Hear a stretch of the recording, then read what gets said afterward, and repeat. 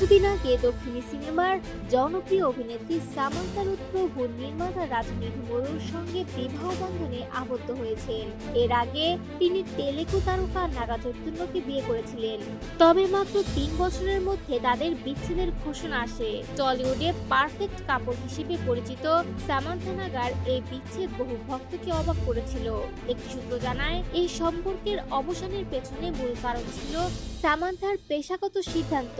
Samantha ও রাজের series the family man 2 এর একটি ঘনিষ্ঠ দৃশ্যে অভিনয় করার কারণে নাগা ও তার পরিবার অসন্তুষ্ট ছিলেন।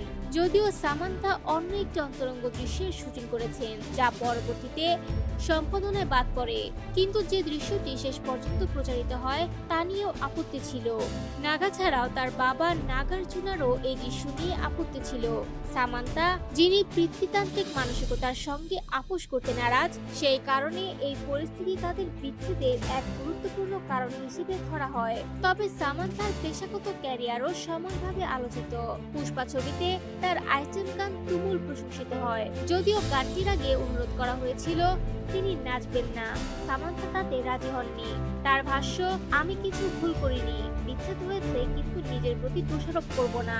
নাগা চৈতন্য এক সাক্ষাৎকারে বলেছিলেন তিনি সব ধরনের চরিত্রে অভিনয় করতে প্রস্তুত, তবে যদি তা তার পরিবারের সম্মান নষ্ট করে তা তিনি গ্রহণ করবেন না।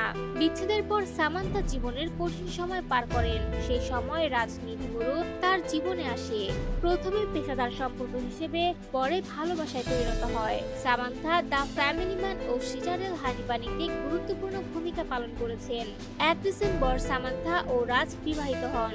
অন্যদিকে গত বছর নাগা চৈতন্য অভিনেত্রী সবিতা ধুলিপালার সঙ্গে বিয়ে করেছেন।